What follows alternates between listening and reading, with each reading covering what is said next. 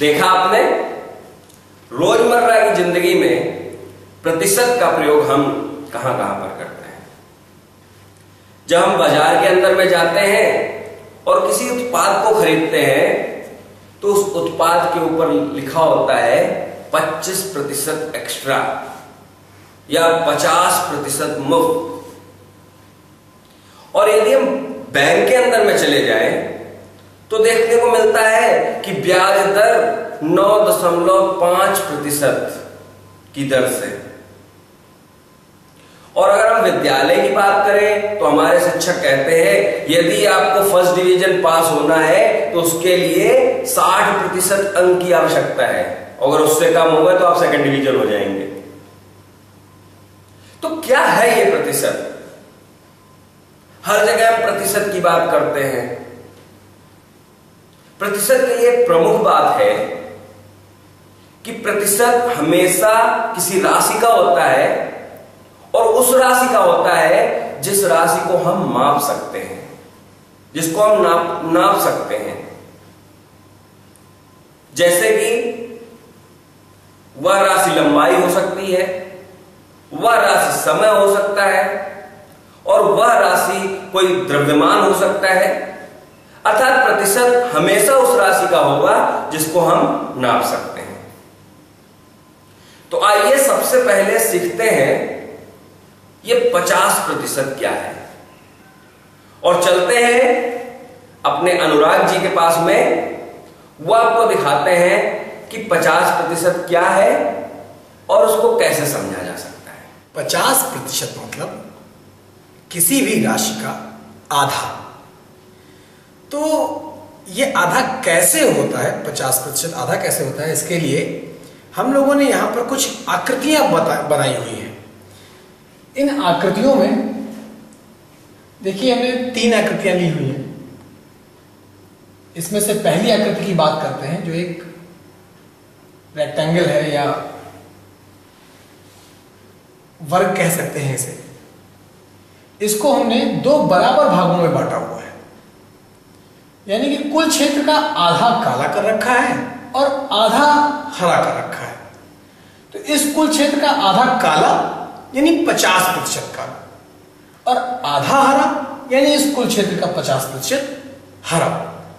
ऐसे ही इस आकृति में देख सकते हैं, इसको भी हमने 2 बराबर भागों में बांटा हुआ और 2 अलग अलग रंगों में रंगा हुआ है। तो इस आकृति के कुल क्षेत्र का आधा नीला है यानी 50% नीला और आधा आसमानी है यानी इस क्षेत्र का आधा 50%। ऐसे ही वृत्त में वो भी हमने 2 बराबर भागों में बांटा हुआ है, आधा लाल आधा नीला, यानी कुल क्षेत्र का 50% लाल है और 50% नीला है। मतलब आकृति कोई भी हो, छोटी या बड़ी, अगर हमने उसे 2 बराबर भागों में बांट रखा है तो हम कह सकते हैं कि वो आधा 50% होगा और आधा 50% होगा। उसके दोनों भाग आधे आधे उसके कुल क्षेत्र का 50% होंगे। तो अब और इसके बारे में जानने के लिए कुछ करके देखते हैं। यहां पर हमने आपके सामने 6 चम्मचें रखी हुई हैं, जिसमें से 3 उल्टी हैं और 3 सीधी हैं।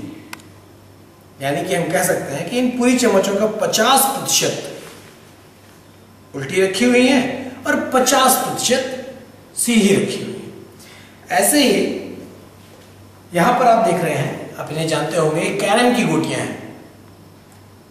तो यहां पर हमने कुल 16 गोटियां रखी हैं, 4-4 की लाइनों में टोटल 16 गोटियां हैं, जिसमें से 8 सफेद हैं और ये 8 काली हैं। यानी कि हम कह सकते हैं कि यहां पर जितनी भी गोटियां रखी हैं उसमें से 50% उनका 50% सफेद है और 50% काली।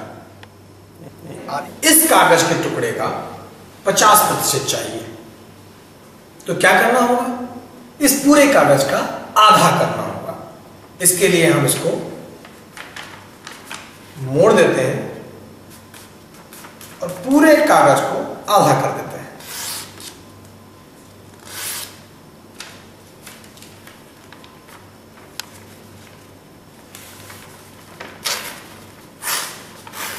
ये देखिए, हमने उस पूरे कागज को 2 बराबर भागों में बांट दिया, आधा ये आधा ये। यानी कि उस पूरे कागज का 50% ये है और 50% ये है। तो सीखा आपने 50% यानी 1/2। किसी भी राशि का 50% उस राशि का आधा होता है, चाहे वो कागज का टुकड़ा हो, चाहे वो किसी प्रकार की आकृति हो। आइए बढ़ते हैं आगे और चलते हैं फिर अनुराग जी के पास और सीखते हैं ये 25% क्या होता है। किसी भी राशि का 25% होता है उस पूरी राशि का 1/4 या 1/4। इस बात को समझाने के लिए हमने यहां पर 2 आकृतियां ले रखी हैं। इस पूरी आकृति को हमने 4 बराबर भागों में बांटा हुआ है और जिसमें से एक भाग को दूसरे रंग में रंग दिया है। इन चारों में से एक, यानी कि ये एक भाग इस पूरी आकृति का 25% है। ऐसे ही इस वृत्त को भी हमने 4 बराबर भागों में बांटा हुआ है और एक भाग को दूसरे रंग में रंग दिया है। इन 4 भागों में से एक भाग दूसरे रंग का है, यानी कि हम कह सकते हैं इस पूरी आकृति का ये भाग 25% है। अब 25% के बारे में और कुछ जानने के लिए हम लोग कुछ करके देखते हैं। अब हमें इस तार का 25% प्रयोग में लाना है। तो कैसे, क्या करेंगे कि हम इसका 25% प्रयोग में लाएं? इसके लिए सबसे पहले इस पूरे तार को आधा कर देते हैं। आधा कर देते हैं यानी इसका, इस तार का 50% करते हैं। देखिए, हम इसको बीच से काट देते हैं।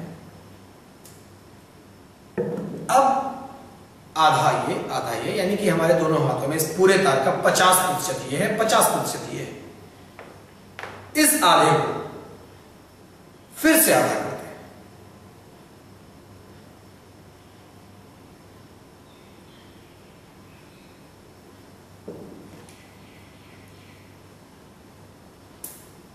अब देखिए मेरे हाथ में ये जो टुकड़ा बचा हुआ है,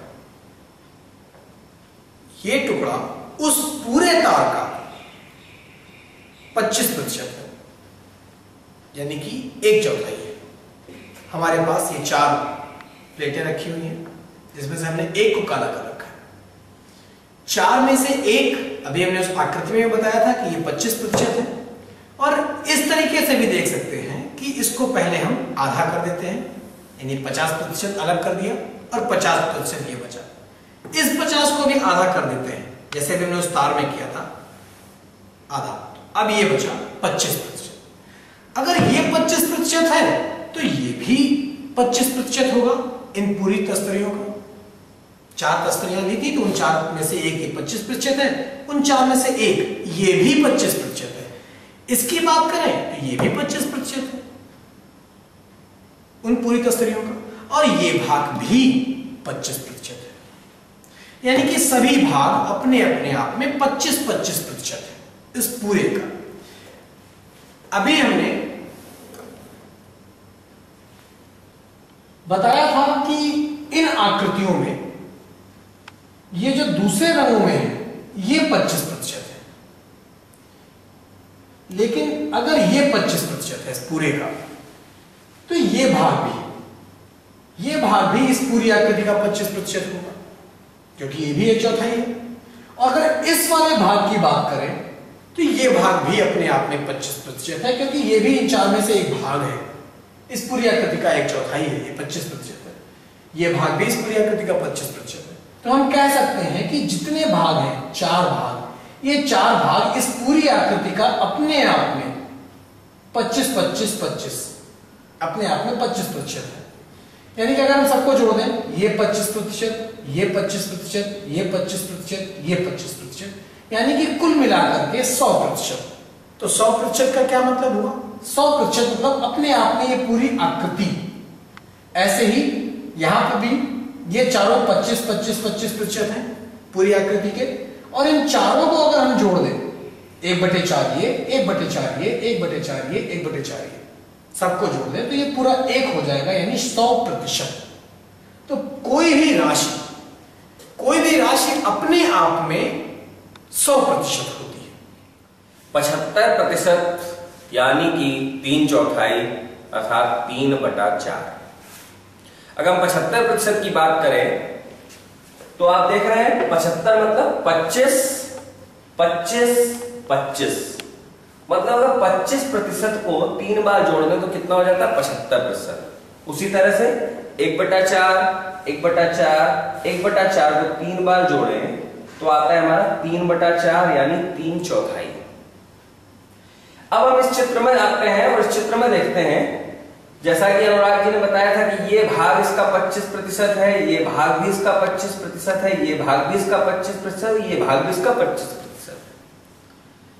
तो ये 3 भाग जो आप हरे कलर में देख रहे हैं, पूरी आकृति का कितना हो गया? 25 25 यानी 75%, अर्थात 3/4, 3/4।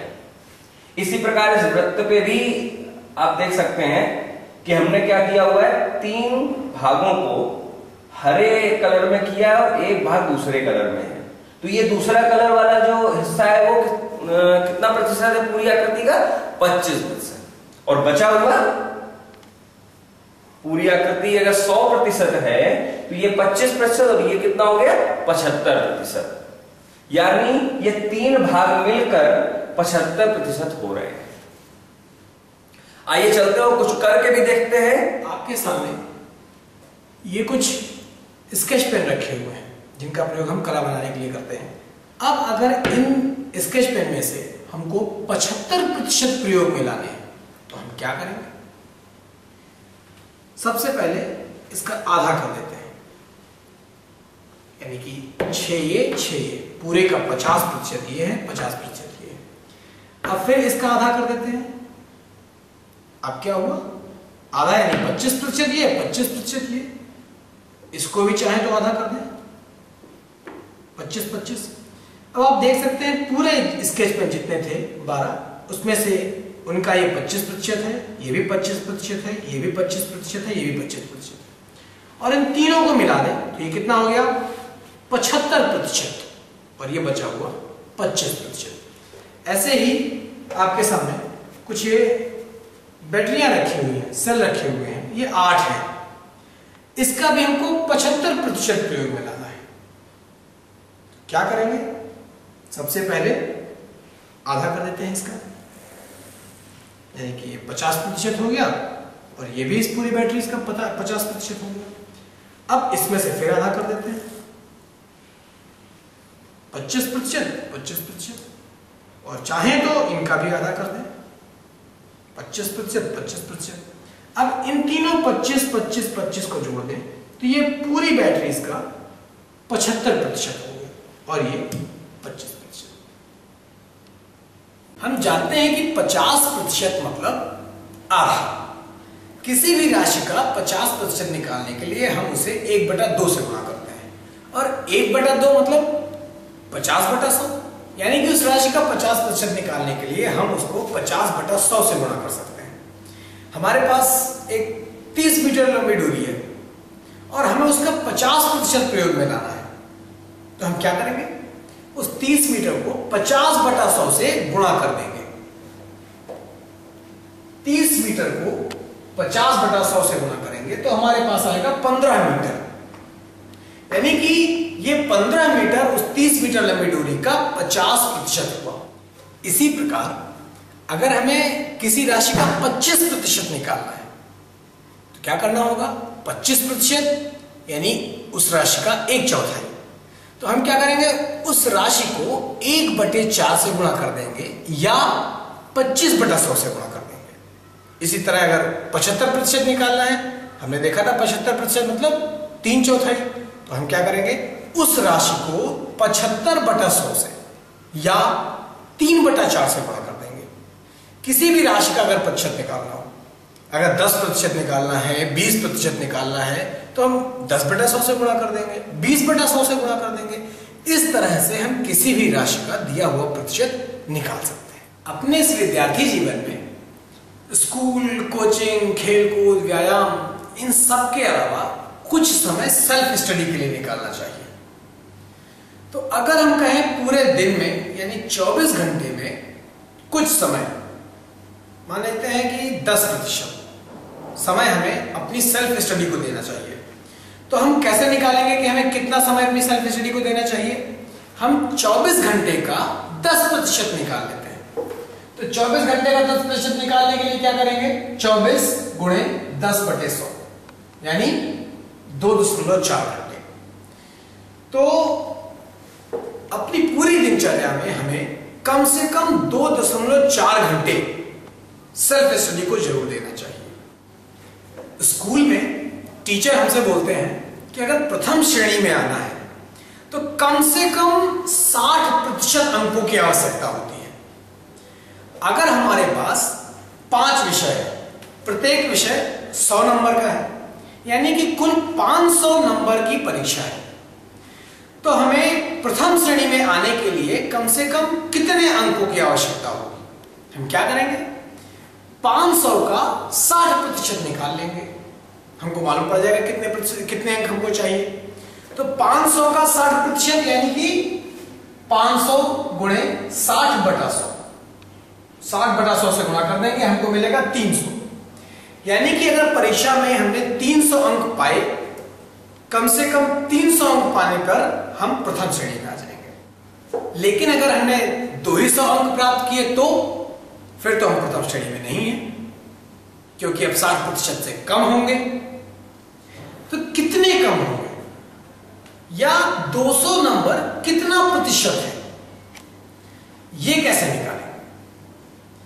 तो जिसका प्रतिशत निकालना होता है उससे भाग देते हैं और 100 से गुणा करते हैं। इस तरह से हमें मालूम पड़ता है कि कोई चीज किसी का कितना प्रतिशत है। 200 500 का कितना प्रतिशत है, तो हम क्या करेंगे, 200 को 500 से भाग देंगे और 100 से गुणा कर देंगे। इसको हल करने पर हमको मिलेगा 40, यानी कि जब हमारे 200 नंबर आए तो हमने 40% अंक प्राप्त किए। एक गांव है जिसके अंदर 800 परिवार रहते हैं और उसमें से 160 परिवार खेती करते हैं। तो हम ये जानना चाहते हैं कि कुल परिवारों का कितने प्रतिशत लोग खेती करते हैं। तो इसके लिए हम क्या करेंगे, 160 में कुल परिवारों का भाग देंगे और 100 से गुणा करेंगे, तो हमें क्या मिलेगा, 20%। इसको हल करेंगे तो हमें क्या मिलेगा, 20%। अर्थात 800 में 20% परिवार ऐसे हैं जो खेती करते हैं। एक व्यक्ति ने 60 श्रमिकों के साथ एक कारखाने की शुरुआत की। एक साल काफी मेहनत करने के बाद जब उसका कारखाना काफी तरक्की करने लगा तो उसे कुछ श्रमिकों की और आवश्यकता पड़ी। मान लीजिए उसने 90 श्रमिक और रख लिए। तो अगर हम पूछें कि उसके श्रमिकों में कितने प्रतिशत की वृद्धि हुई, क्या करेंगे इसके लिए, 90 को 60 से, यानी कि जिसका प्रतिशत निकालना होता है उससे 60 से भाग देंगे और 100 से गुणा कर देंगे। इसको हल करने पर हमारा आएगा 150, यानी कि एक साल में उसने 150% श्रमिकों की वृद्धि की।